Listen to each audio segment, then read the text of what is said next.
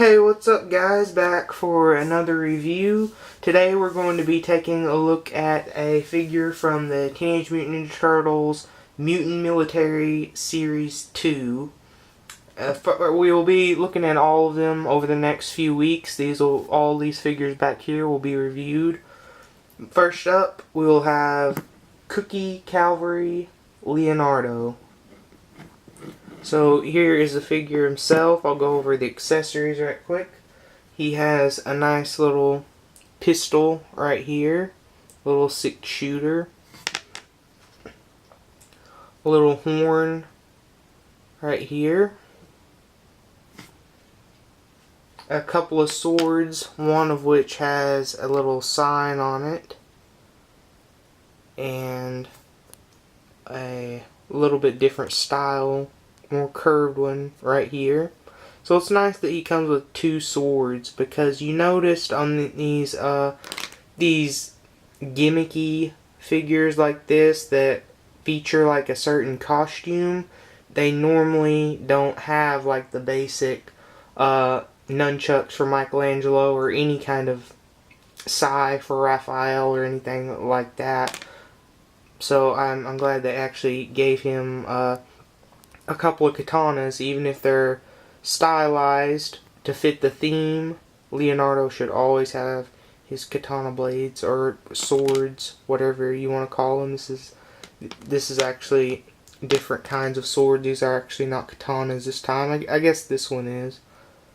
So yeah, the cool thing about this figure is he can pretty much hold all of his accessories at the same time, because he has a really cool belt on him, which has a sheath for his sword and a holster for his gun there.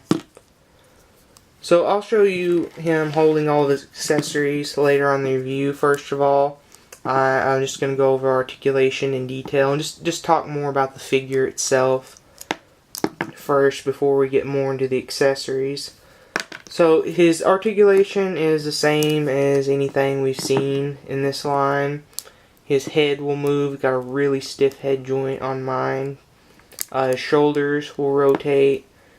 His elbow will spin around right here.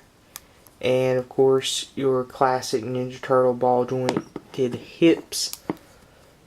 Detail is really nice on this figure. I've noticed more and more over the years that vintage figures have better detail and better paint job than most modern day kids figures.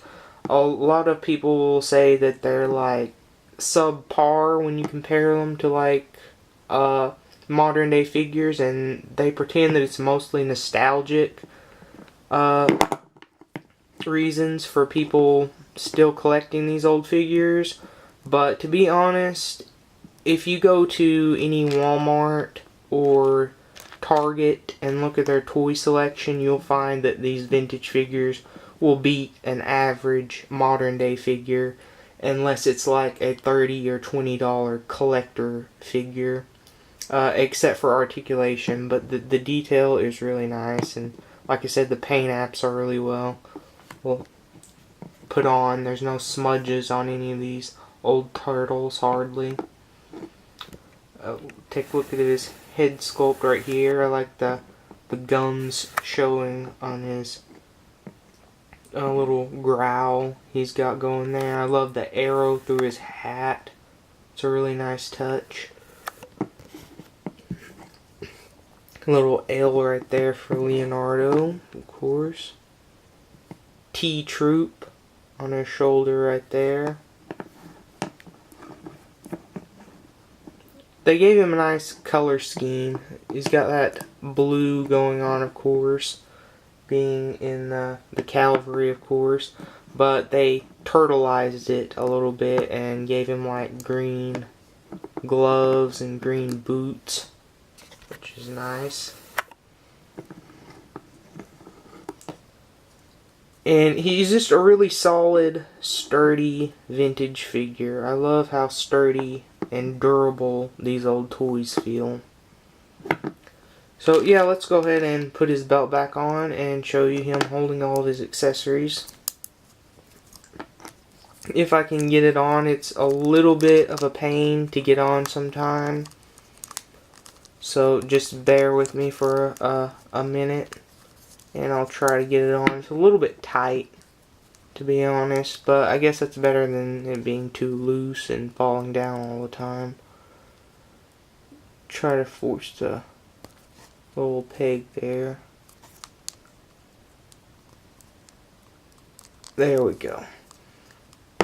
Alright, like I said, he comes with a nice little holster for this pistol of his. And just put that right there.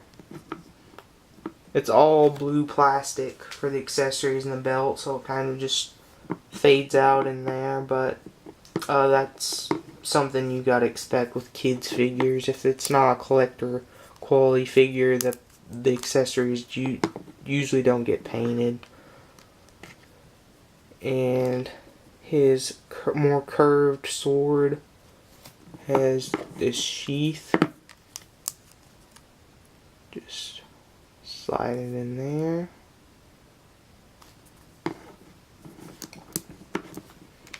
And he has two hands to hold his sword with the flag on it.